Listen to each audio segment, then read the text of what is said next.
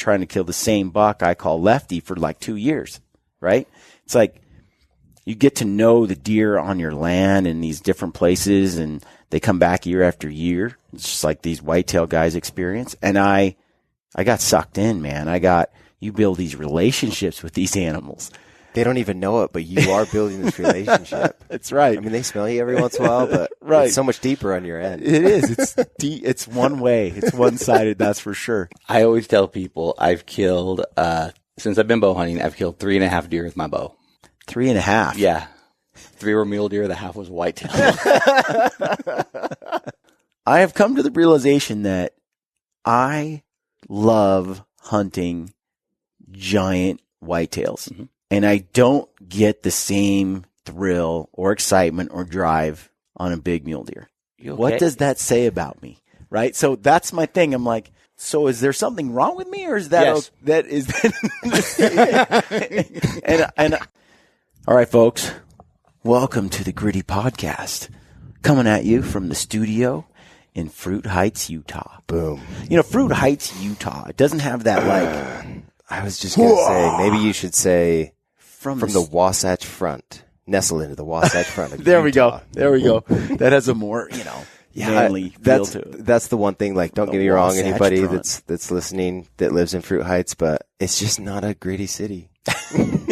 Although it's like this is probably the grittiest thing in the city. Well, what's funny is it's 1 mile by 1 mile, and Fruit Heights is the city of good neighbors. And literally everybody is super nice, and everything's clean, and it's quiet and beautiful. I don't want to leave Fruit Heights now that I've been here. It's like this little secret in Utah. Oh no, that's the truth. Is like once you're here, it's probably impossible to leave. But it for sure doesn't have a gritty name. No. Besides the Mountain Ops HQ, and then those big freaking deer that are in the apple orchards. Yeah, that's gritty. Yeah. So we're gonna have a little discussion today about how you equated this discussion to the Austin Powers line. Yeah, Nigel Powers, Austin's father. So I saw that movie when I was, I don't know, elementary, junior high school when it came out. And there was one line in it that I just have always loved. And that's when Nigel and Austin are talking. If you haven't seen it, spend an hour and a half, go watch it. It actually comes from the second Austin Powers, I believe. But Nigel, his dad, says, there's only 2 things that I can't stand. People who are intolerable of others' cultures and the Dutch. And that's what we're going to talk about today. Yeah, that's right. Because, recently we returned from a whitetail hunt. I've recently returned from a hunt, rifle hunt, right? For elk and mule deer. And then, I did a tar hunt, and I've done a bear hunt. And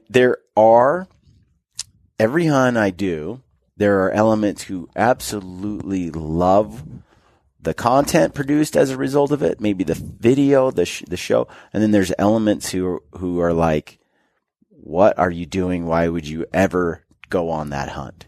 You know what I mean? Oh yeah, I absolutely know what you mean, because I see it. Like, how can you rifle hunt? Well, so there's so many cultures within hunting, right? There's species, mm-hmm. there's locations, mm-hmm. there's styles, there's weapons. And so usually you start niching yourself, at least what I've seen, in one of each, and it's hard to be open to all. Right? So like some guys only will bow hunt from high country, mule deer in Colorado. And anything outside of that is against their gospel. Right. But and how much of that is peer pressure? And instead of a genuine personal interest? Because so let me set this stage, right? Okay. We've been back from Ohio for about a week. Mm-hmm. Okay. Where I shot Big Sexy, and we were hunting whitetails. And I have, before I really kicked off with Gritty, I had been hunting blacktails in Oregon for over 10 years, obsessed with blacktails. I could get home from work. I could head over to the neighbor's property or mine or down the road on some public, and I could go after blacktails in the evenings or before I went to work in the morning, and it just worked, right? And it was easy. It was, I'm hunting a species.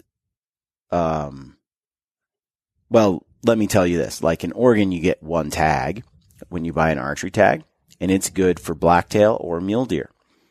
We would never use our tag on a mule deer. And what was your mentality behind that? Because for some reason, it was like I could hunt from like mid-November through mid-December and chase rutting blacktails that also were way older in general than the shot out mule deer on Oregon's eastern side, right? So I could go hunt mule deer with a bow in Oregon, but it just didn't have the appeal, and it wasn't during the rut. You had to draw a tag for that. So the general season archery tag, to me, it was all about the blacktail. And when I would opportunistically see a big mule deer, and then we'd put a stock on it, because we were hunting elk primarily, and then you find a mule deer and you have a tag in your pocket, and it's like, okay, I'll go. Bonus. I'll go, yeah. Yeah. But you knew that if you shot a mule deer, then your hunt was over for the year. So we would get on deer, and I'm like, I'm not going to shoot that deer. No, because then it would take away my chance to hunt for 2 or 3 weeks in a tree stand on some property in my backyard where I'm trying to kill the same buck I call Lefty for like 2 years, right? It's like you get to know the deer on your land in these different places, and they come back year after year. It's just like these whitetail guys experience. And I got sucked in, man. You build these relationships with these animals. They don't even know it, but you are building this relationship. That's right. I mean, they smell you every once in a while, but right. It's so much deeper on your end. It is. It's deep. It's one way. It's one-sided, that's for sure. But the thing is, that right there is it just reminds me of, it's so rewarding, right? And so we've come back from Ohio, and I find myself, people that we associate with, and a lot of people in the West are like, that's great. You shot a nice whitetail. That's great. But they're like, why would you do that when you could go hunt mule deer? Like, why? And for me, I find I'm like seriously questioning, like, is there something wrong with me? Because I would rather chase whitetails. You got some inner turmoil and discovery. I'm like, wait a minute. Am I as manly if I want whitetails instead of mule deer? Right? Like and I've come to the conclusion that I love hunting blacktail and whitetail, and I get far more excited about that species than I do mule deer. And don't get me wrong, I love a good mule deer hunt. And I listened to the Meat Eater podcast yesterday while I was packing for Kodiak. I listened to Ranella and Mark Kenyon talk about their recent whitetail hunt on some property that they were hunting. And Ranella was talking to Mark Kenyon, and he's like, I see how excited you get over whitetail. And I think it's really neat. I just can't get lusty after a whitetail. It just doesn't. It doesn't. Like, I do over a mule deer, but I just can't. It just doesn't happen for me over a whitetail. And I was sitting there listening to it thinking, I've come to the conclusion that I'm the opposite. I get excited over a mule deer, and I think it's neat. And I love mule deer, and I like to chase them. But I don't get lusty over mule deer the way I do a whitetail. When I saw pictures of Big Sexy in El Paso and OG and these bucks that are out there in Ohio that Owen and Robert are working with, dude, like, I'm obsessed with that and chasing those deer and figuring them out and the chess match that goes with it. And I don't get that obsessed over mule deer at all. You know, it's kind of interesting. It's almost like as hunters, we have this like monogamous relationship with animals to where, at least for me personally, I felt like my first hunt was a buffalo hunt, and I was very young. I was like 6 years old when I went on it. But then the first hunt where I was like, like really experienced that, and that buffalo hunt was kind of a road style hunt. Where I actually like experienced some like physical turmoil, if you will, or had to like exert myself further than just driving around in a truck. Yeah. Was a mule deer hunt when I was about 8. And then it was when I went elk hunting when I was, I think 9 or 10. Let's see, 1993. I was born in 85. So I was 8. Dude, me and my dad almost died on a cow elk hunt. And that's when I just like fell in love with elk hunting because I just had like such a strong connection to it. Kind of like the way I have to my wife. Like, and that's why I say monogamous. Like, I just felt like I couldn't cheat on these elk. Like I couldn't right. I couldn't love another animal. And it wasn't until a few years ago that I realized like animals, hunting styles, weapons, different things like that. It's not like marriage, you know, and that's the only thing I can really relate it to. You can love, you can sleep around. Yes, you could sleep around. Exactly. And trust me, I love sleeping around in this respect because I'm starting, like you're sitting here talking about blacktail. Never, ever. I don't even know if I've seen a blacktail. Even when I lived in Oregon, I don't even know if I ever saw one. I may have, but I don't think I did. They're so elusive, especially, I mean, I was there in your backyard in Oregon City. You probably didn't. Probably didn't. And you certainly didn't see one of much age class. Probably. No, I remember when I lived there for a couple of years. I saw a herd of elk out by Astoria on the coast one night, and that's about all I ever saw animal-wise in the 2 years I was there. I mean, I primarily lived in the city of Portland, but so I don't have this like real relationship of wanting to dabble with blacktail right now because I'm having so much fun with elk, mule deer, whitetail, hogs, all these other things that I've been able to experience, if you will. Yeah. That I'm sitting here listening to your lust for blacktail, and I'm like, yeah, I just don't have it either. Right. But here's the thing. I think if I went on one blacktail hunt, I would be as obsessed as you are. Just because I know my personality and how obsessive I am in my personality. That I think sometimes you don't like what you don't know, and you can't relate to what you haven't experienced. And so maybe that's what Steve's deal is I don't know, maybe he has been on a bunch of whitetail hunts. Maybe he's had some bad experiences. I don't know. He did describe this recently. And I get it because I feel the same way about certain animals where like this Sitka blacktail hunt on Kodiak, I'm obsessed with this. Like I've hunted them a few times on Prince of Wales Island, but never been able to go to Kodiak to hunt them.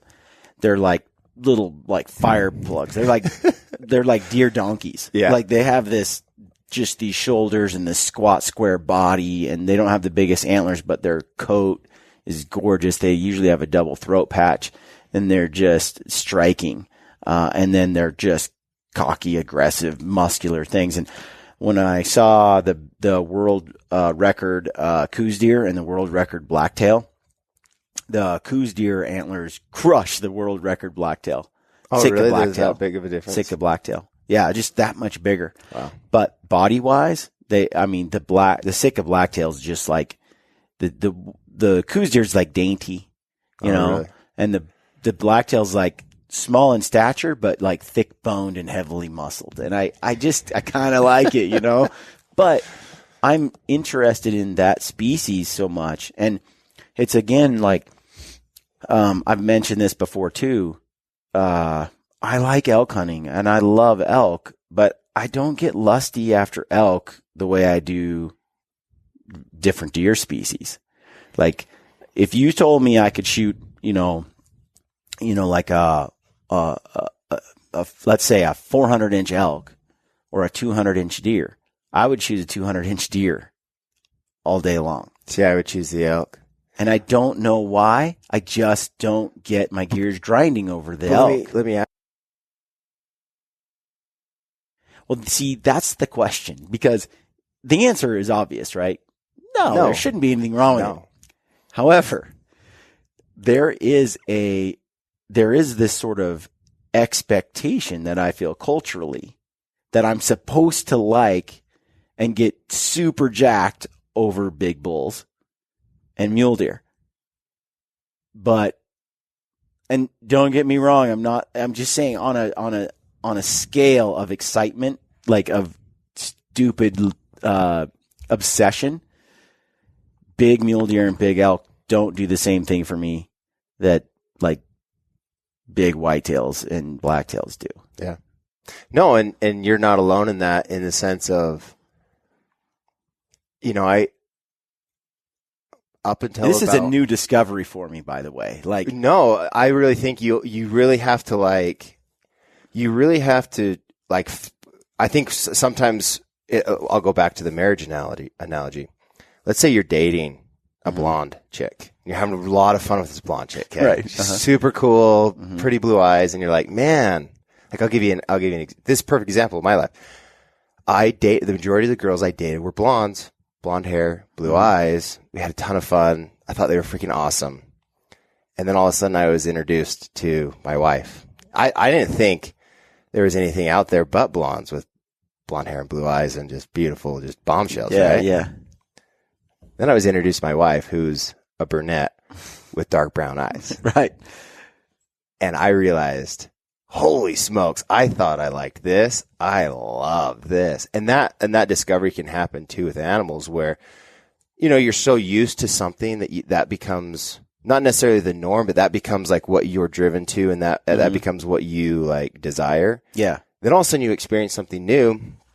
You have these new feelings, and all of a sudden you realize, like, I didn't really realize I could like relate and have such a strong desire for this, but I do. And I'll use an example. Like, I think one of the least, like if you look at interaction when there's either videos put out, posts about this animal, even just people's perceived thoughts about how it tastes, or what it would even be like to hunt. I mean, people just don't even, like, this animal almost could be wiped out and a handful of people would care.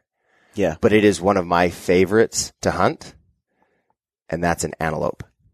Yeah, yeah. And have you ever antelope hunted? Never. So you have no idea what I'm talking about. I'm just not lusty at all. Okay, but like, guess not what? Not even interested.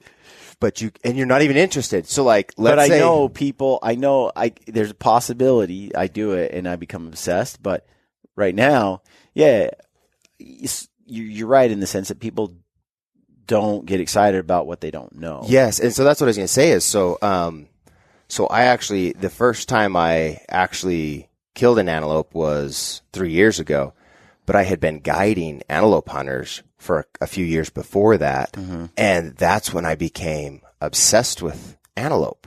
Yeah. Not that was the only animal that I could love. A lot of times what it was is I was guiding, and the guys would have an elk tag and they'd have an antelope tag, or they'd have a deer tag and an antelope tag. So we'd go get the deer or elk taken care of. And then it was like, all right, your tag's still good. Let's go spend a day or two trying to get an antelope. And all of a sudden I start falling in love with these guys. Yeah. Why? Couple reasons. Okay. So when you hunt deer or elk, it's kind of dead during the afternoon, depending upon the time of year, especially if it's early season, because they're asleep during the middle of the day. You got to go into their bedding. Absolutely. Or go sit water or something like that.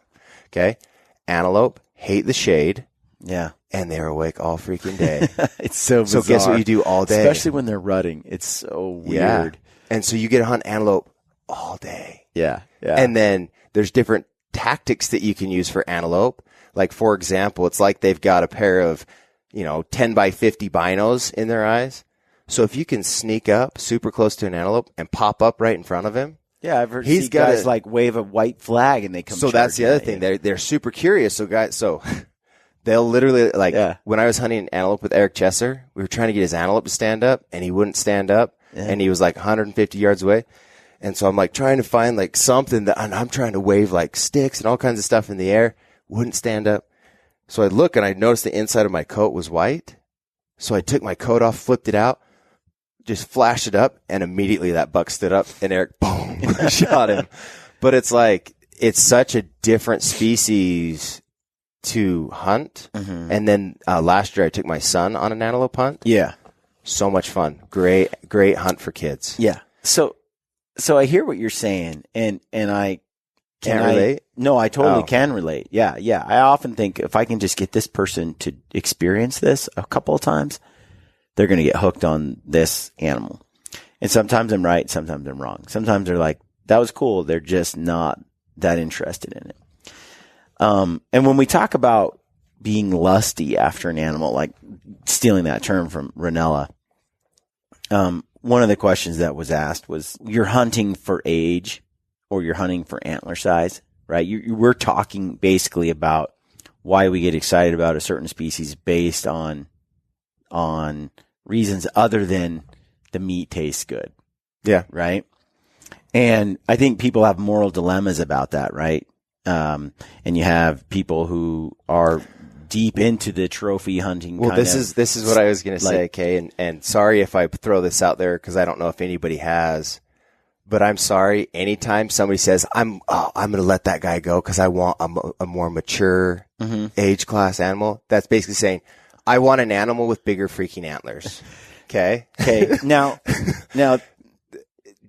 so am I wrong? So that's sort of what Steve said, but I've also heard him also mention a couple other things as well that I agree with, and that is that if you just went out there, if your whole experience was to get meat, then yes, you'll pretty much shoot whatever shows up.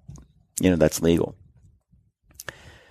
But the longer you hunt, the more you appreciate being outside, the more you appreciate being in the wilderness, the more you appreciate trying to understand animal behavior, and the more you appreciate the hunt, which is you're challenging yourself against that animal's ability.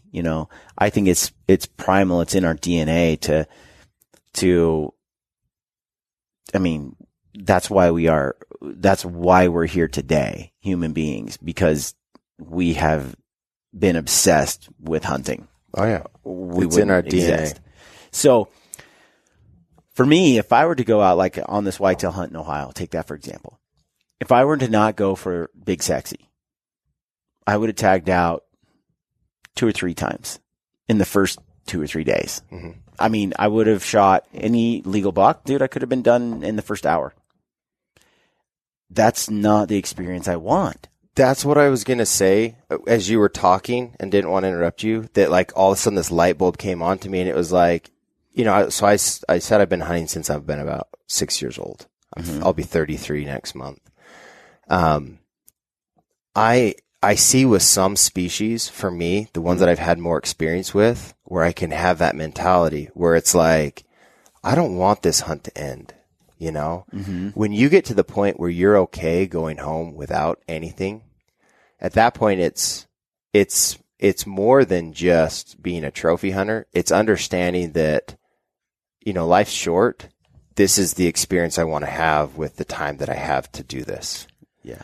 And so it's like you just said, I could have tagged out the first day, got my pictures for social media, made my cool video, whatever, check this box, check this box, check this box. But what's the box that's empty and unchecked? The experience I could have had. Yeah, yeah. And so you wouldn't have froze in the freezing rain. You wouldn't have sat in the snow with the trees breaking all around you. Yeah. Did you guys even talk about that on your last podcast? No, dude. So sketchy. That was one of the most incredible experiences. So after the freezing rain, we're sitting in our tree stands. It snowed that night. So for those of you that don't know what freezing rain is, which you would have missed out on this if you would have killed in the first day, because this happened day. But this isn't new for me.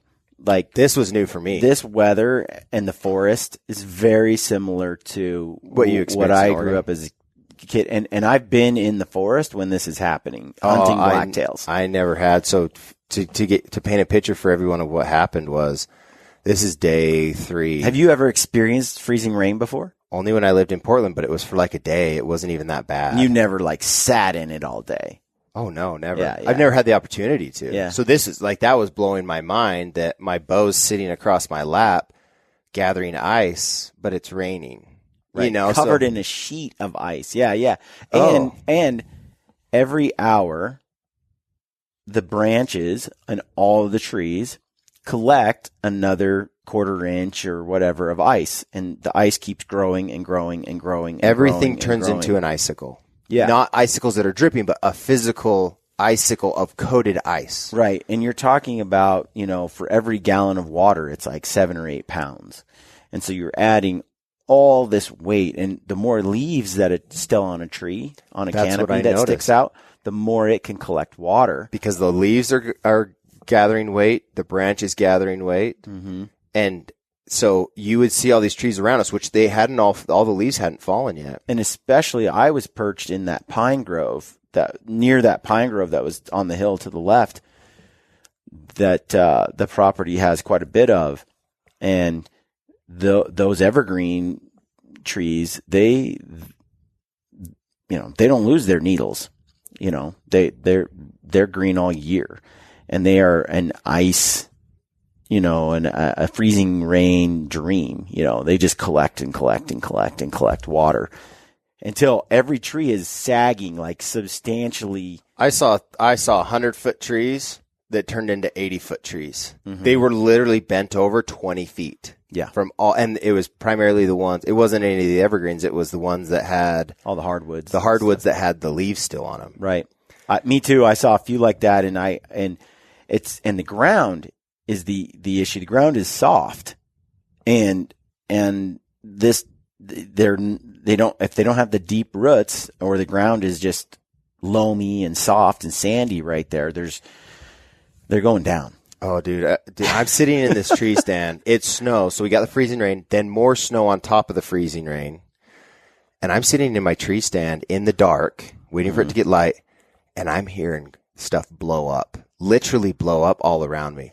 Boom, crack, smash, like, holy smokes, what is walking around? And it took me a little while to start computing what was happening until it finally was light enough, and the tree in front of me split in half because the side that was weighed down by the leaves and everything, that whole side just sheared off, and then it finally stood back up, and I was like, all that cracking, like, it was starting to make sense, but then it just like really hit me like, holy smokes, the ice, the snow, what's going to happen? And then to my right, another tree blew up. I pulled my phone out to like just video some of the icicles and the branches that were next to me, and right then another tree blew up. And it literally every 5 minutes or less, either a giant limb would fall out of a tree and break off, or an entire tree would fall down. And so I'm sitting there and I'm like, and that's no joke. Every 5 minutes for an entire day. Yeah. And I'm sitting there in this tree stand thinking, okay, trees are falling. I'm sitting in a tree. Dude. And I look up. My tree's about 150 feet tall. Thank goodness there was no leaves in there. Yeah. Or I honestly would have bounced. Like, it was crazy. I did inventory all around me. And, that's right. And I was like, okay, that tree won't hit me. That one won't. That one could fall over on top of me.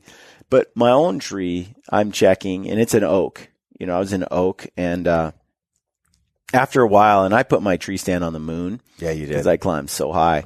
And I'm like, I'm going to die. And you're strapped to the tree, right? Because your safety line's hooked to the tree. And I'm like, that's what I was trying to decide. Like, am I safer with the safety line or without at this point? Right. Because if the tree goes down and you're strapped to the tree, you're dead. I go down with the tree. I'm dead. Yeah. Or I'm permanently damaged forever. Yeah. So then it's like, do you just unhook and then fall 45 feet to the ground? Or, you know what I mean? Or you jump off. You have these visions of what you'll do, like in a car My vision wreck. was, I'll slash my seatbelt and jump out. Yes. Mine was, I'm going to unclip the carabiner and then ride the tree down like a surfboard on the side that's falling down. Yeah. I'm going to be able to get in position.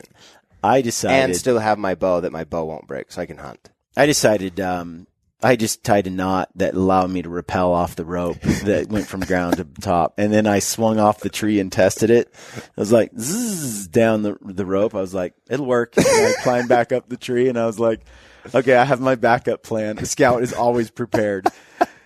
And that's something that's fun. Like, I actually showed the knot and took some photos of it and was telling you guys how my escape plan, if the tree goes down or if I get hit by another tree's coming for me. I figured I could get to that down to the bottom of that tree in like 2 seconds, probably. Yeah. It'd be but like that tree would fall in like 1.1 seconds. It'd take a little bit. I mean, I've been around a lot of fallen trees, but we have a text string, and that's one thing that I really enjoyed about this whitetail experience. The you talk Beaver about Creek Killer stream. Yeah. Beaver Creek Killers text group. And when you're in a tree stand, and this was mentioned on the Meat Eater show the other day, from morning till dark or dark to dark, you're in there for 12 hours. You know, that's a long sit all day long, looking at the same thing. Yeah, and if you're not seeing any deer, it can be a grind for people. And having a text string like that with 4 or 5 other guys who are suffering with you, and you know, someone's got to go to the bathroom but can't. Someone's got a big buck in front of them. Or somebody that needs to go to the bathroom is sitting above somebody in a tree filming them, and the guy sitting below is worried he's going to get crapped on. Yeah. And there's all sorts of interaction and jokes that happen. And having that text thread really helped us, like, pass the day along. Oh, yeah. And when someone got into deer and just had something awesome happen and they shared it with the group, it got you pumped because, hey, something might happen for me. And this is just a mental grind to, like, push through the day. And we should get into that a little bit later, but a podcast topic that I think would be pretty cool is, you know, how do you pass time in a tree stand? Like what are tree stand survival tactics? Because from food and water to going to the bathroom to, how you stay entertained or still mentally sharp. That's the thing is, I would find myself not on this hunt, but in previous hunts where I've tree stand hunted where I'm just like dozing like crazy and I could take like a blaze shot or something like that and stay frosty. But I'm like, you know what? I woke up at 4. I deserve a nap. Mm-hmm. And I would tie myself in, lean forward and just like fall asleep, and wake up and my entire body's numb from my knees down. Like nothing's moving or working. If a deer came, I wouldn't be able to stand up because my legs are literally non-functionable. Right. And I remember doing that once or twice and thinking, this isn't effective. Like, I've got to find a better way to kind of pass the time. Plus, what came in while I was asleep? Right. Because they can be so freaking quiet in and out and make no noise. Oh, yeah. There's a few bucks that I filmed walking by that if I had been down looking at my phone, they'd have been there and gone and I would never have known it. Or how many did I notice that as I'm sitting there, just perched up, just kind of like scanning with my eyes, that all of a sudden, it's like, oh, I've got one coming from behind me right now. That he's coming in, or she, whichever, from an angle that if I was sitting there, like, moving and texting and doing stuff, or even, like, whatever, just making any kind of movement, they would have just stopped and took off. Like, you got to definitely stay frosty. Yeah. When I was, absolutely. Like, people might think I'm crazy, but, I'll hold my bow 90%, 80% of the day in my hand with my release at the ready, perfectly still, waiting for that moment, because I've learned from experience that I've had animals appear and be gone and my bow is hanging on a hook and with no opportunity to pull it. And there was no time to get it and shoot. And so especially if it depends on, you got to know where you're sitting, because sometimes, like I was hunting a corridor in Ohio. It was a saddle. It was a spot between bedding areas, right? Deer are passing from one to the next. The bucks are checking each of the bedding areas and going through. If you're hunting a food source, a lot of times your does will get into that food source and then a buck will come in and just check each of the does that are at the food source. You got some time to take a shot at him. But when he's just running through your spot to check the next bedding area, you got like 15 seconds. Well, if you're not on your game and ready, that's why for me, I can't stand the idea of reading. Mark Kenyon talked about how that buck he was after for years that he called Holyfield.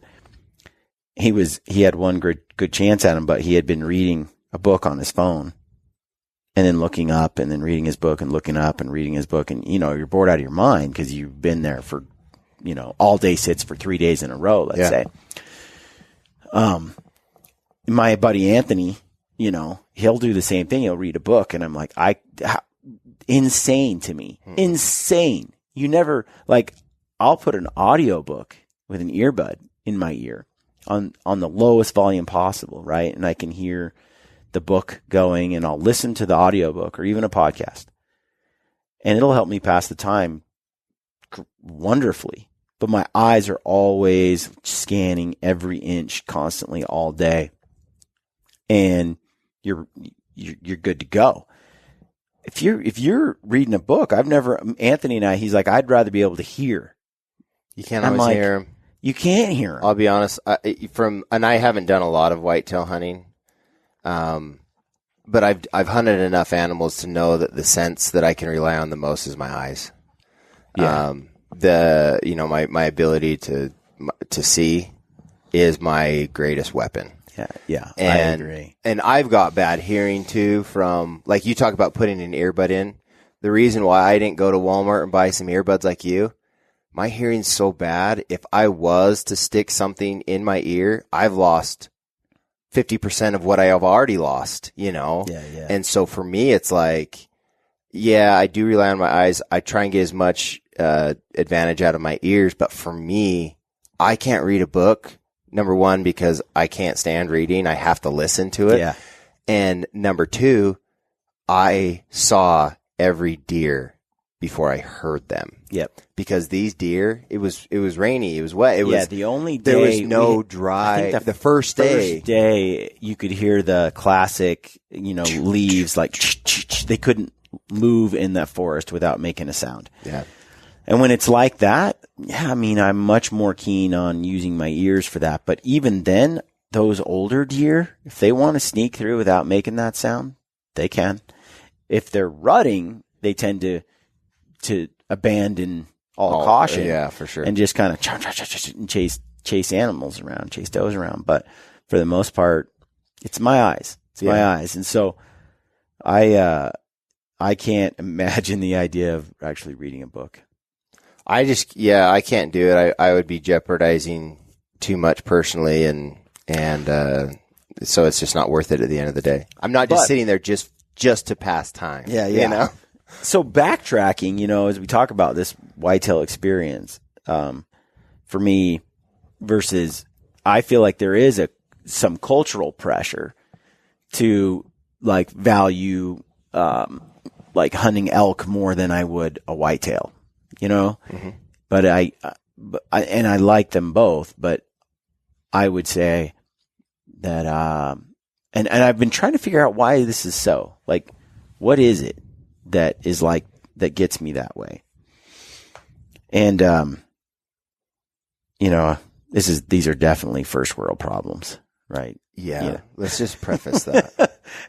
But these are the things that cross my mind, right? Like, why am I not more obsessed with mule deer, And so I've been kind of going over it in my mind, all my mule deer hunts versus all my like whitetail and blacktail kind of experience. Is it that I like tree stand hunting? And I do. I like it a lot. But I also love spot and stalk. So what is it? And then I got to thinking, is it, if you were to give me a rifle and say you can choose between a mule deer hunt and a whitetail hunt, but it's a rifle hunt, now take your pick, I would choose mule deer every single time. I have no interest in hunting a whitetail with a rifle. So what's that mean? And is that partly why I find whitetail hunting and blacktail so cool, is because of the bow, because of my weapon choice and the intimacy with that and the close encounter you get with the bow? I think it's on such an individual basis. Because, for example, I went on a mule deer hunt in Colorado, had the time of my life with a rifle, third season, took my kids, killed an awesome buck with my rifle, loved every second of it. And then I just killed a mule deer in Utah with my bow. And I loved giant mule deer, which we'll talk about later. And I loved every second of that. And so for me, like I've even found myself in the past, like when I was in my early 20s, where I said, I'm no longer rifle hunting anymore. I'm only bow hunting. And I just saw how that like would cut my season down to where about 5 years ago, I finally decided like, I'm going to quit being a hater on like that. And I'm just going to go for whatever opportunity I have. If I have a rifle tag, if I have an archery tag, whatever. Right. So like for me, I've just gotten to the state, like the mental state where I don't care if it's in a tree stand, if it's in a mountain, if it's in a river bottom, if it's with a gun, if it's with a bow. I try and get as much as I can out of that experience for the memories and the keepsakes that I want to have. Right. That if I was given the opportunity, coming back to where your conflict is, to hunt a mule deer or a whitetail with a rifle, I would say I'm fine with either. And that's only because I've been able to get there mentally, but I would be in the exact same place as you probably a couple of years ago where I would be so conflicted, where you're like, hey, mule deer only with a gun. Like I have no desire with that. Yeah. But it's like, I would argue, like if someone asked me, I am definitely, I prefer bow hunting to rifle hunting. 90% of the time, like I would rather bow hunt than rifle hunt, but I do enjoy rifle hunting. So I still want to do it. I'm the kind of guy that wants to hunt, all I can with a bow and then shoot something on the last day with a rifle if I couldn't do it. Yeah. Right. Like, because it's getting the animals that big part of it. But it has its, rifle hunting has its, allure and its factors that I love. So I like to mix it up. But if you were to say, I can't deny that if I was going to go hunt mule deer and you said, okay, you got to use a rifle or you got to use a rifle on a whitetail, you can choose a bow for one and a rifle for the other. Choose. I wouldn't take my rifle into the whitetail woods and then my bow into the mule deer woods. So that changes the question a little bit. If you said, okay, mule deer, whitetail, one with a bow, one with a gun, mine would be mule deer with a gun, whitetail with a bow. Exactly. That's what I'm getting at. Okay. No, I thought you meant you had to choose. Yeah. So because if I had the choice, like I just look at mule deer hunting, big, vast expanses, and you glass something up and you're hauling butt over there and they're moving across big parts of the country. They disappear in these canyons. Like rifle hunting for mule deer is awesome. Mm-hmm. So is bow hunting. But rifle hunting for mule deer is especially when you're trying to get an old mule deer, is awesome. It's a challenge. But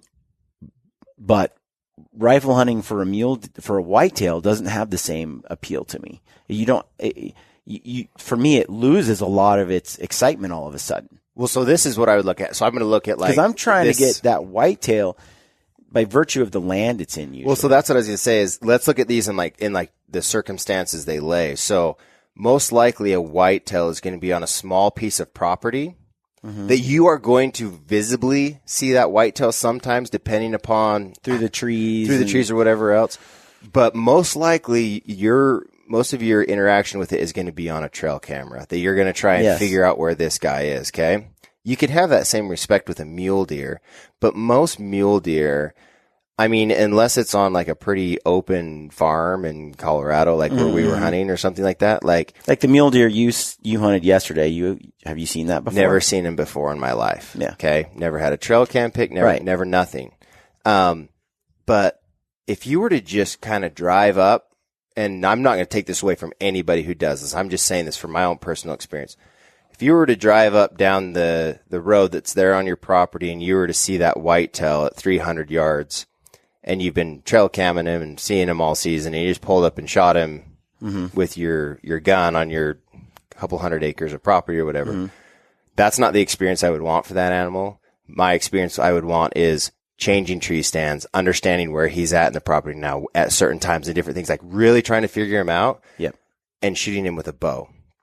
Even though you 100% could take him down and get all the pictures and everything that you want, all the meat, I would want that chess match with him. Yeah. You can have a similar chess match, just a different color board with a mule deer And a rifle.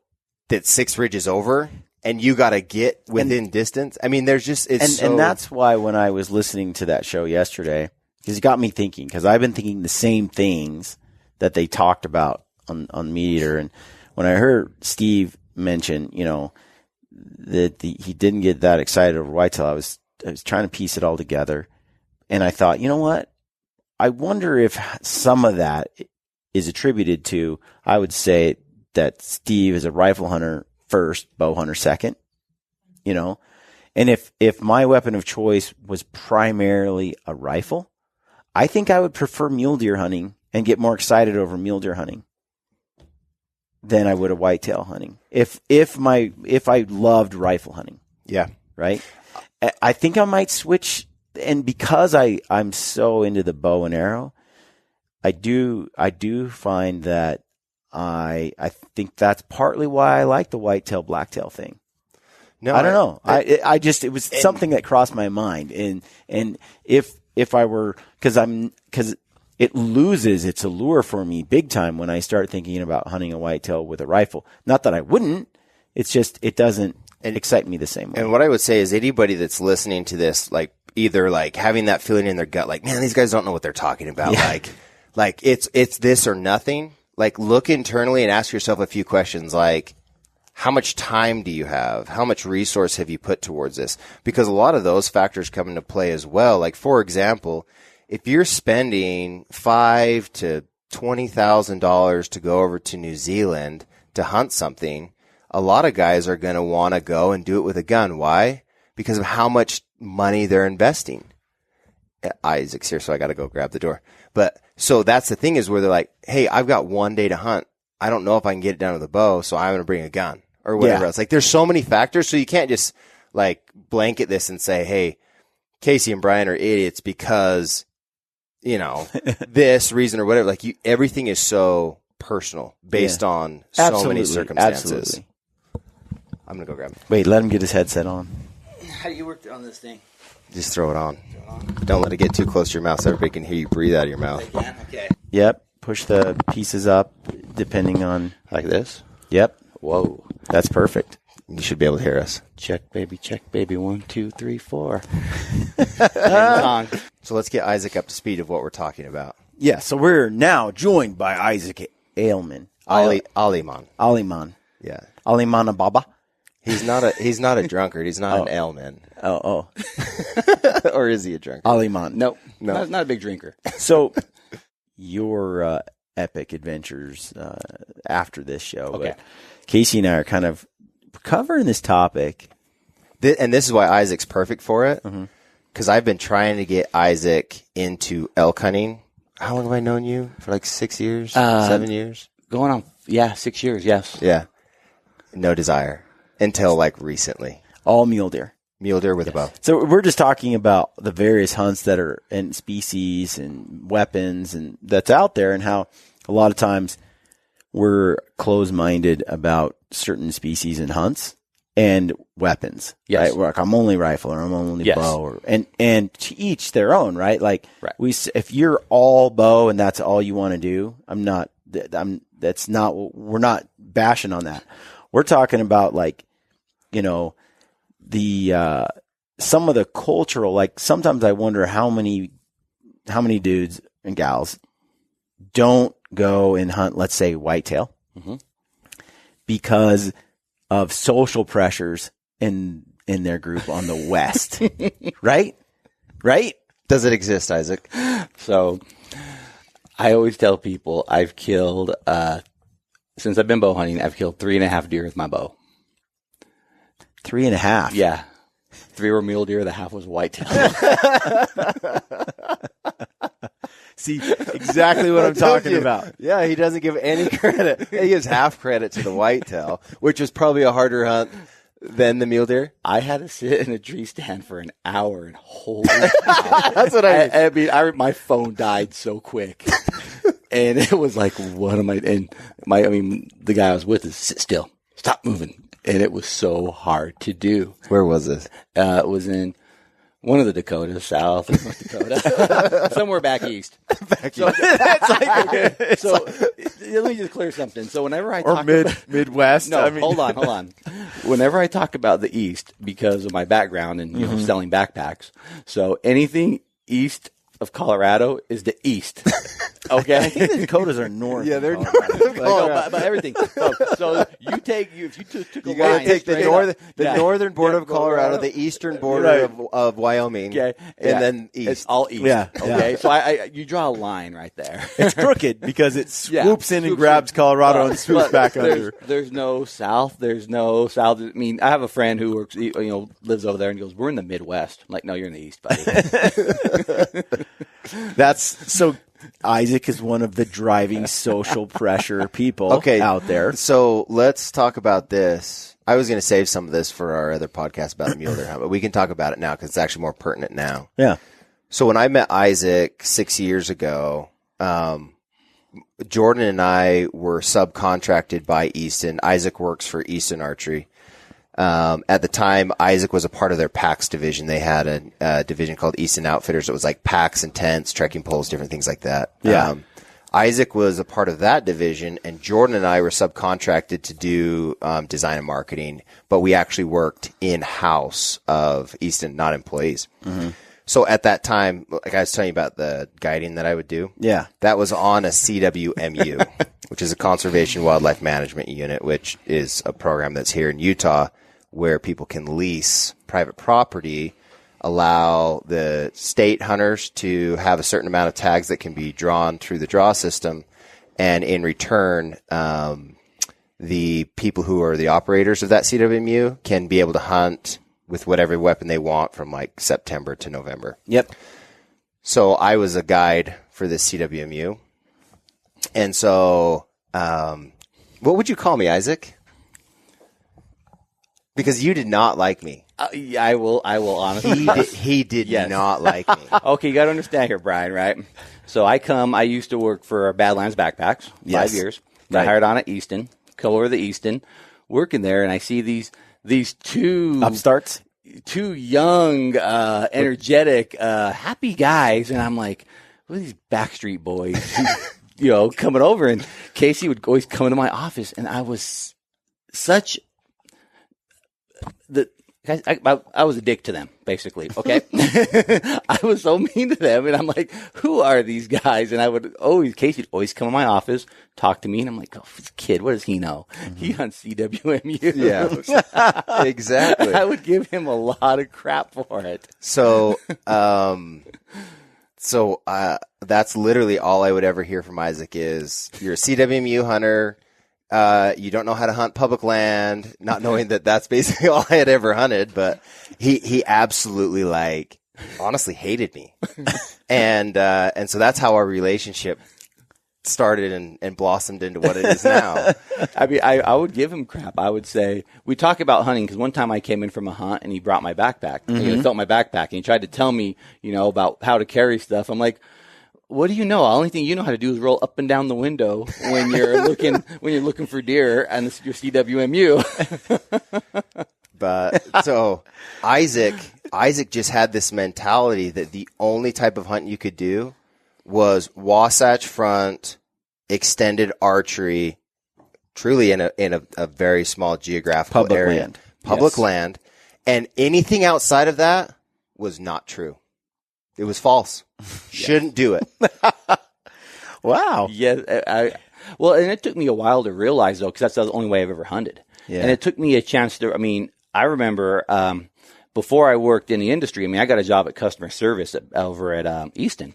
Mm-hmm. And I remember one of my first phone calls, this guy calls me and he's like, "I shot 6 deer with your arrow and the fletching came off it." I'm like, 6 deer? What are you talking about? Because I didn't understand what was all outside of Utah. Right. Born and raised in Utah. How can you shoot 6 deer? You get 1 tag a year. And I'm like, what? I'm like, what are you talking about? Where are you? He goes, Whitetail. I'm like, what? And I couldn't understand. I couldn't just even understand it. I mean, this is back in 2000, late 2007 even. Mm-hmm. And I was just so naive to what was outside outside of Utah. I had no clue. Yeah. And so to me, I only knew how to hunt one way, and that was the way. I mean, public land, and And now you've kind of blossomed outside of. You went on your first elk hunt last year? No, I didn't go on elk. Well, actually, I've bought elk tags. I mean, right, but when you had that experience where you almost had a shot, that was last year, right? Yeah, that was last year, David. Yes, that was last year. Which kind of opened your eyes to where the conversations you're like. That was pretty intense. So an example, like in Utah for limited entry, you can put them for one species. Mm-hmm. I have like 13 elk points. And people are like, well, what unit you putting in for? And I'm like, well, I'm buying a point just because I figured, why would I want to hunt elk when I could be hunting deer on the Wasatch Front? And I figured you have to put him for a species. And I really don't want to put him for a deer species because my fear is, what if I drew a limited entry deer tag? And to me, when you draw those limited entry tags, it kind of just puts, it's like the fun kind of goes out of it. You're like, oh man, I've been putting in for like 15 years and now I have to kill. So I go, I'm just going to put him for elk, elk are cool. Well, and I'd rather hunt every year and have a chance at, something that fulfills me in the chase and the experience than wait 20 years to kill something that's monstrous and miss all those experiences. Like they're not an equal trade for me. Exactly. I know exactly what you mean. But I don't mind in a state that I never have hunted in collecting points for 20 years. Why not? If it's not that expensive and I know in 20 years I can draw an amazing tag, well, I'll save that state for that purpose. But why would you give up your Wasatch Front opportunity? Correct. Yes. I mean, just to be able to hunt the area every year. Every year. So I have 13 elk points now. And after last season though, with David, I was like, whoa. 13 points as a resident. Dude, you're going to have a sick elk hunt coming up. Yes, I'm excited about that. So, but when you experienced that, though, you were more open. I was a lot more open. I was like, wow. Yeah, and I think that's what we've been discussing is I haven't hunted antelope before, never hunted antelope. And I have no interest, although I have a lot of points in a lot of states and I could do it anytime I want. I just haven't done it because I'm like, But I think once I try it once or twice, I could really get hooked on the animal. I wanted to ask you, because this came up for me. We were discussing this earlier, Isaac. I've found myself like questioning who I am in the last few weeks because I have come to the realization that I love hunting giant or older whitetails. Mm-hmm.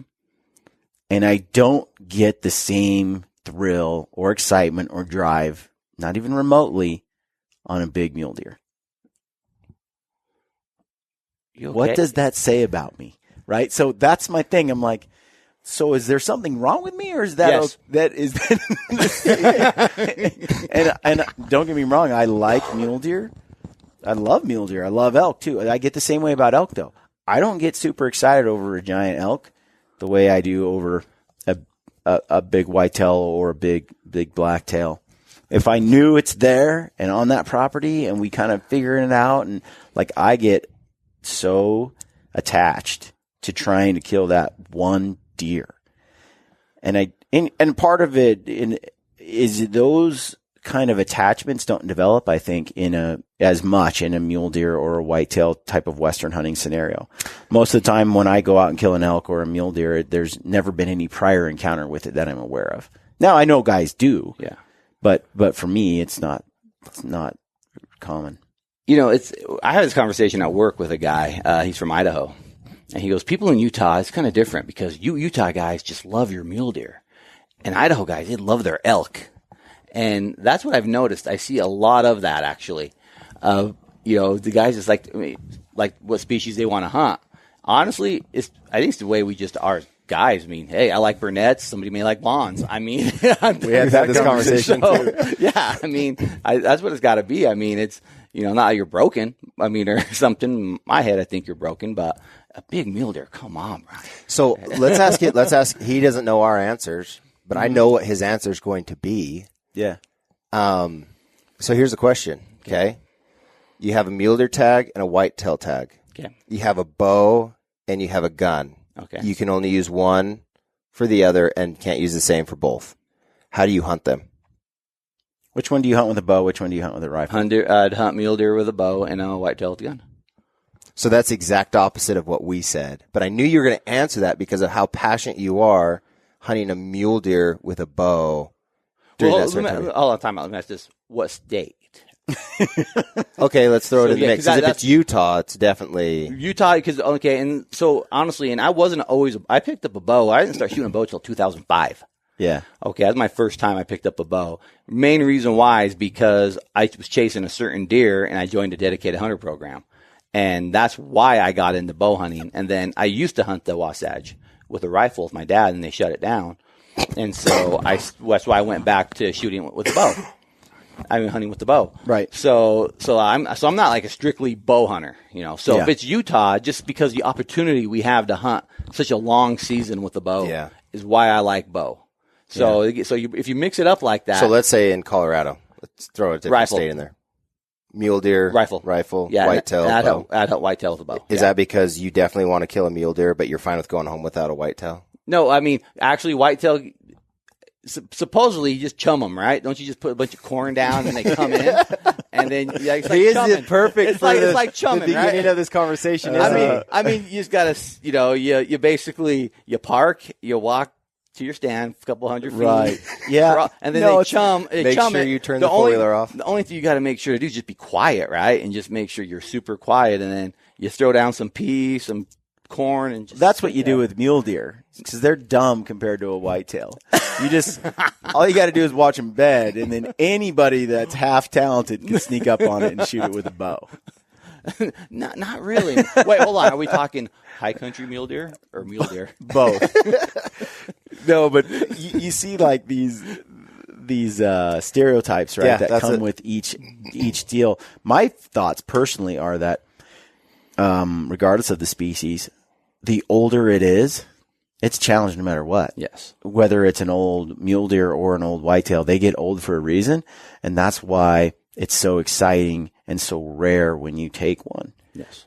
Because they all deserve respect because they all are of that ancient status because of their caginess and their intelligence, right? Well, and some luck, I'm sure. Well, also everything's trying to kill them too.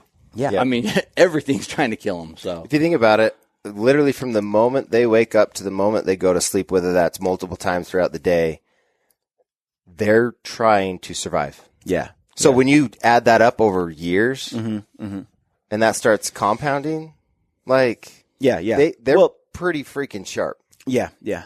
Well, and back to the species thing, like I've always been fascinated by mountain goats. Yes. And I'm not that interested in sheep. And for some reason, I feel like, again, something's wrong with me because the majority of people are like, they obsess over sheep and mountain goats are cool. But I'm kind of the opposite. And so I start to ask myself, well, why don't I obsess more over, why am I not like this? I'm with you on that. Sheep, I mean, a mountain goat is one of my, that's the one animal I would like to hunt right there. Sheep, I mean, they're great. I love them, but I'm with you on that. I would really like to get them out. And I don't know why. I don't know why either. And in all fairness, I mean, I haven't sheep hunted. And so, maybe that's the problem. Once I watch the animal more closely and chase it, I get more interested in it. But I think it's highly personal. It's the same thing like with bears. I like to hunt bears with a bow. It's one of the most exciting hunts, I think, for me. I try to do one every spring. Bow hunting bears is the ultimate. It's awesome. There's something about a bear, an animal that can turn around and tear you to pieces as you're sneaking up on it, that just adds a whole element of, I don't know, just intensity for me. And they're made for bow hunting. I think goats are made for bow hunting. Like there's certain animals that they're pretty. It's not that hard to bow hunt a bear. And that's maybe part of it. But for whatever reason, I love it. And there are people who are like, I've been on a bear hunt once. I don't need to do it ever again. See, I've never been on a bear hunt. I mean, I've only seen 2 bears in the wild the whole time I've been out there. And that's something I would like to do is a bear hunt. And I think a lot of it is being there because I did a buffalo hunt on the Ute Indian Reservation here in Utah. Mm-hmm. And, I was like, okay, that sounds cool and that. But when you get out there, maybe I think it's when you start seeing the animal, because I'm like, man, that's beautiful animal. I mean, majestic. I mean, something about it. And I think that kind of changes it too when you start seeing them. Maybe that's what it is. I definitely think you cannot appreciate an animal until the same way, like antelope, for example. Or sheep. Yeah. I have not hunted them, so I have them on the. I can't judge for myself how I really feel about them just yet. Right? I got to give it a shot first. I think that's 100% true. Coos deer, I hunted coos deer last year for the first time. Now I'm super interested in coos deer.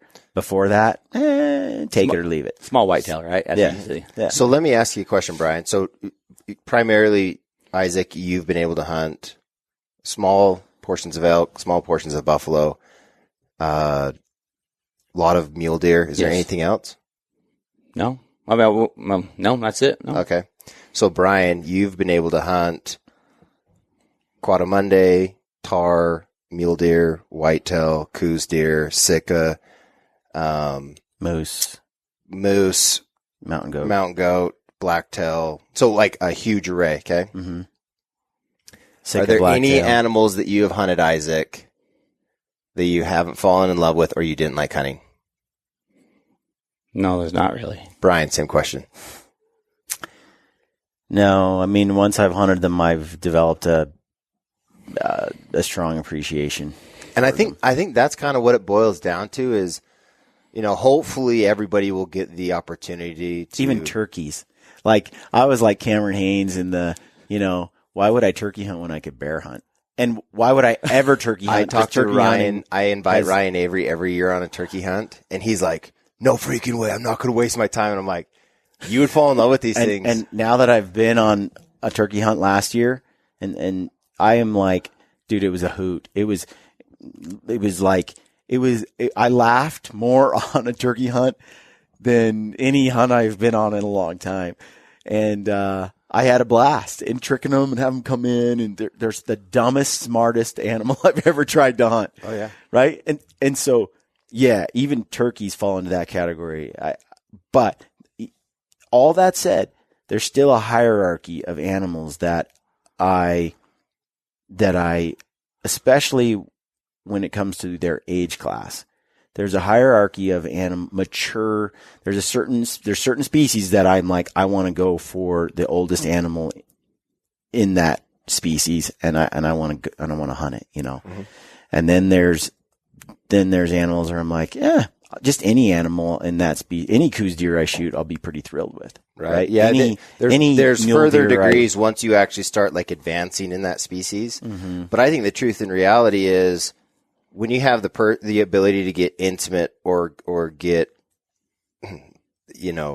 more experience with that animal, you can't help but fall in love with it. Well, there's no doubt that I, would not appreciate whitetails. I 100% would not appreciate whitetails the way that I do if I didn't hunt for 10 or 12 years on private land, getting permission, hanging cameras all over properties, going up to the upper Clackamas in Oregon and hunting the foothills and the mountains on some public land tracks and seeing the migration bucks and bucks in the snow fighting and, hunting in my backyard in the city right next to the busy road, and someone's all of those experiences hunting blacktail and trying to kill a really old mature buck transfers over to the whitetail space. And so I guess I have a more complete picture. If I had only hunted in Alabama for whitetail and then Texas with Sloan, right? And Oklahoma with timber net, and now Ohio, if those were my 4 whitetail experiences, I'd be like, oh, hunting whitetail is cool. I think it's that background of all those years, tracking specific bucks that I'd find on properties and trying to kill those specific deer that, and that's what I did when I got to Ohio. I'm like, I want big sexy. So I think I found the answer to your dilemma. You're reverting back to your youth and childhood. What you fell in love with, you've kind of diverted in the sense that you've gotten into the backpacking elk, backpacking for mule deer, doing different things. Mm-hmm. But this was your original love and passion. It's like you can't get away from that. And now you found another way to experience that. But I started with elk and mule deer. Right. But what I mean is like that's where you like found that the elk and the mule deer may have been the brunette. And then the blonde was the blacktail. And you're starting to see that the whitetail is another fancy blonde. Right. So there's nothing wrong with that. But I think that's maybe what you're experiencing is you're like, hey, I remember like everything I learned here during this part of my life. I'm applying now. Because like for me, I've only been on 2 whitetail hunts, Texas last year and then Ohio this year. And dude, I'm just ready to rip and roar on anything I can. Like I haven't quite matured yet. Like I'm like, yeah, dude, I'm excited. Yeah, about I'm these. like, These if I can't kill this deer or this deer, I don't want to kill any deer. Where I had this beautiful 9-point come out, I'm like, I know I can't kill that because it's not like 5 years old, and that's what we're supposed to do here, right? You know, that was hard for me. But that's the thing is like, I think that's what you're experiencing. Where like, same thing for you, Isaac, as we were hunting 2 days ago. Isaac kept talking about, and I don't even know if you knew you were doing this, your dad. Yeah. And how much, and I can tell that place where we hunted is sacred for him because of what him and his dad have done there over the last 20 years or so. And so, I mean, he kept bringing it up, not to like an annoying level, but it was just like, I can tell like this dirt, like you're the kind of guy that would grab that dirt and like put it in a bottle and then like put it up on your shelf and be like, this is from this canyon. Right. You know? Well, and I relate to that, Isaac, because there are places where I could have hunted blacktails and shot way bigger, older, or way, I would say genetically way bigger blacktails than the ones that I hunted on the 40, 50 acres I grew up on. See, but I wanted to kill those deer that grew up on the same soil I grew up on, that were on that property that I grew up as a little boy jumping in creeks and streams and stuff. I know that property like the back of my hand. And then to realize that there's big bucks that cruise it and I never really knew it because they're so nocturnal. And then they come out during the rut each year. And it's like, they're my people. Like that's my land. And that connection to the land drove me to want to kill the deer on that land instead of the deer, 30 minutes away or an hour away over on this other property where the deer were way bigger. Like it was like, oh, that's cool. That's cool. That's a great buck. There's no bucks in this area I've ever seen in 10 years that even approximate that size. But age class wise, it's still a 5-year-old deer in this place. And that's what I want is, and the ones that are on my home, on my wall that I have up there, I spent 2 or 3 years watching some of those deer and finally getting them. And it just created an appreciation for me for where, and they're tied to the land I grew up on. That little piece of property that is like my place. So I think that's a big part of why it's rewarding. No, exactly. I mean, that's how it is because the area, I hunt, I hunted there with my dad a lot. I mean, my first memories are hunting with my dad up in some of those canyons. I mean, I could still remember hiking up there with my dad and it was so cold, he was trying to start a fire and he broke open a bullet and I remember holding him, my dad's gun, my brother's gun, and the smell of Hops 9 or what, I could smell that smell reminds me of that because the gun barrels, hold the gun barrel shivering like this and him starting a fire, opening a bullet to start a fire there. And it's just the memories there. And I started bow hunting that area, those areas a lot. And for instance, there's a guy when the cemetery buck was killed, I got, you got buddies, a little Wasatch Front, a little mafia, we kind of call it. It's like, hey, Isaac, I know what a cemetery buck's been hanging out. You got to come over here and try to kill him. I'm like, no, I'm good, man. I mean, and it's a monster buck. But I'm like, no, man, I'm good. I'm familiar with this area. I grew up hunting this area. It's kind of like, my home. Yeah. And no, I want to kill the biggest buck I can in these areas. I've even tried to pull Isaac into my spots. We've been hunting together the last 4 years. Yeah. He won't come in my spots. I'm like, dude, I saw like a 190 buck, and he's like, don't care.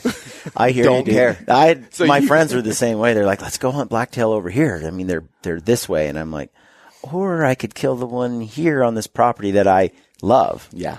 I don't know that it's makes any sense. But it's the way I'm wired. Yeah, same here. I'm the same way. Yeah, and so it's like, I think you have certain things like, you talk about the Hops 9 and smelling the gun barrels, and that tied you to that spot. I think about the very first spot that I got to hunt deer. It's now private property.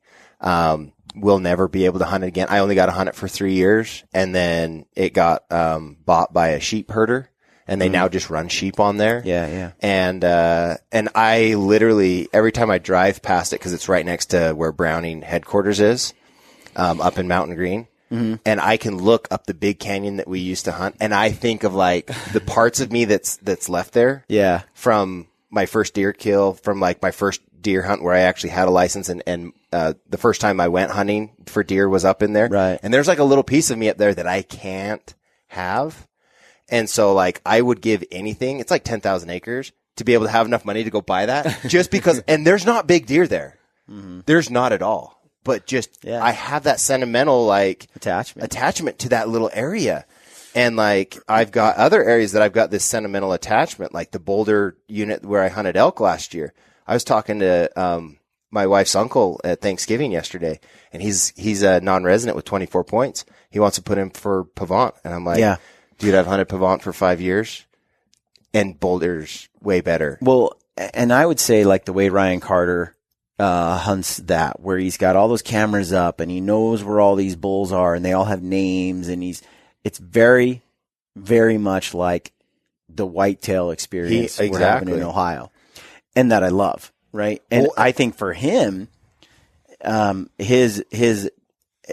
it's that emotional connection that he has to that specific animal. Well, no, that, and the same thing. Ryan grew up hunting there as a kid, like before it was a limited entry unit. And I think that's a lot of what it boils down to. That's why it's so important to get our kids into this. You look at your son, right? Yes.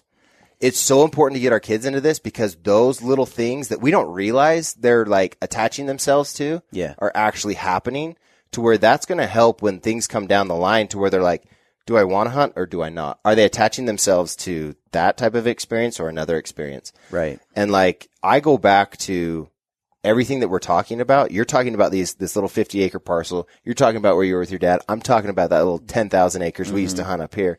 And it's like, dude, that's where I cut my teeth. Like, that's what I love. That's what made me who I am today.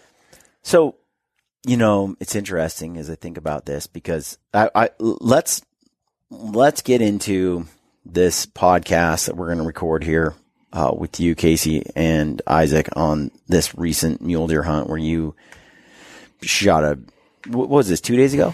Yeah, day before Thanksgiving. Shot a giant, mule deer buck with your bow. Isaac was a big part of that. We're going to get into that. I think we should touch on, during that podcast, a couple other things too. Okay. Like Utah-sized retrieval teams. You missed that comment earlier before the podcast. Yeah.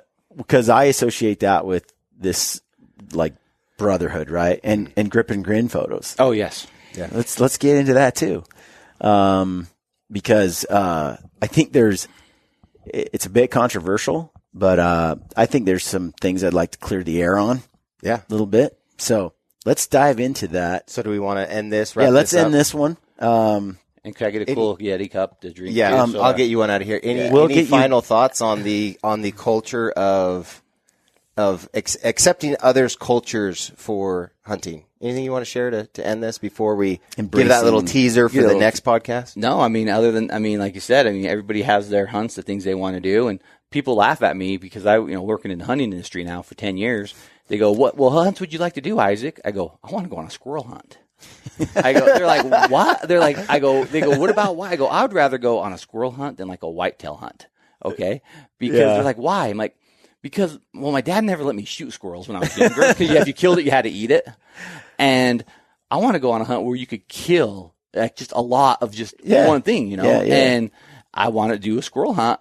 And it's like one of those things too, where it's like, honestly, people laugh, but that's a legit thing I want to do. Well, and it tastes like really good. And I know that's what I've heard. Squirrels are like freaking good. So it's one of those things where it's like, it tastes kind of nutty.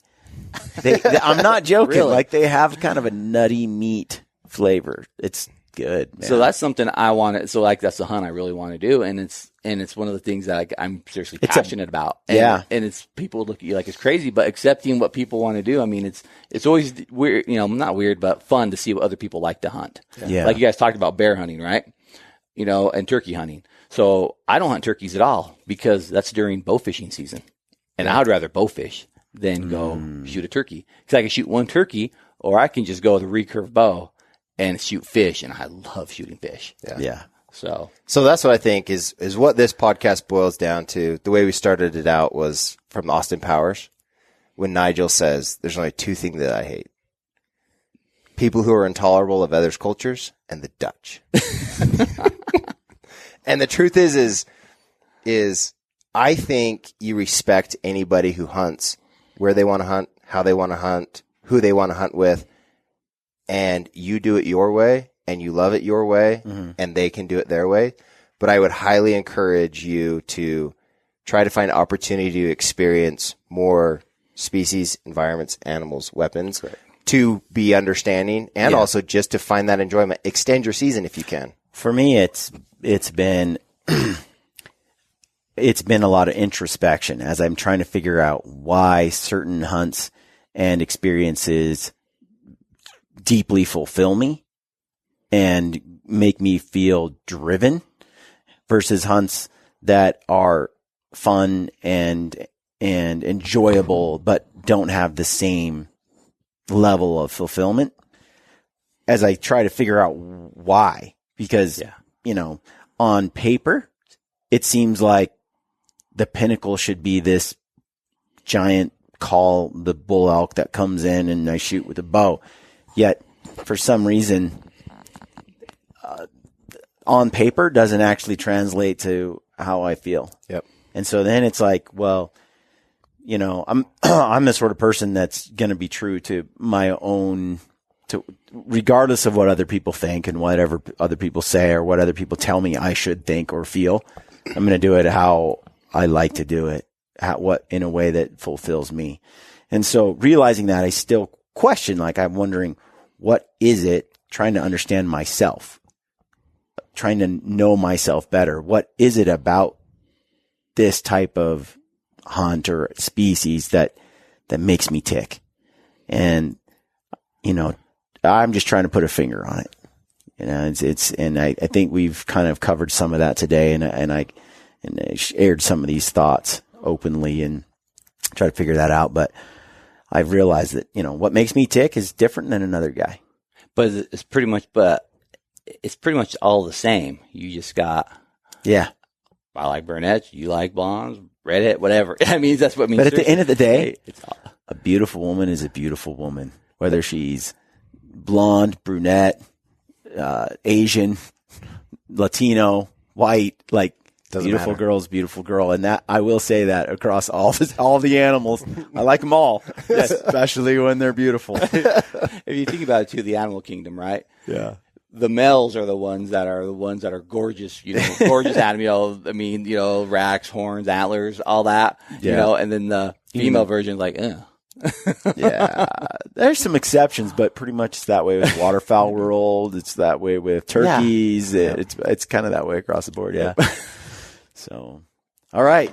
Well, let's wrap it up. All right. Folks. Thanks Thank for you. tuning in to the Gritty Podcast. And as always, stay gritty.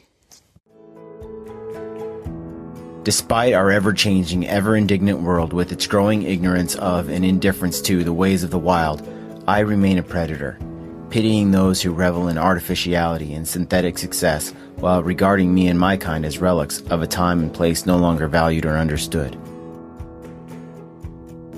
I stalk a real world of dark wood and tall grass stirred by a restless wind blowing across sunlit water and beneath star-strewn sky.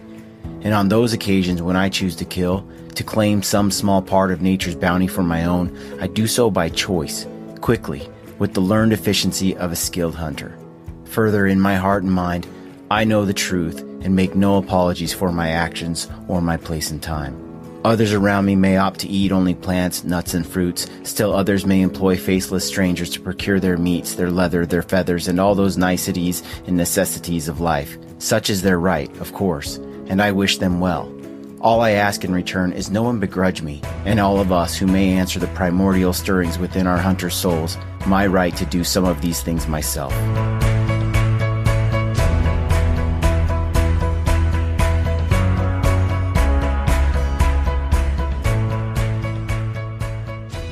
What you just heard is a quote from M.R. James.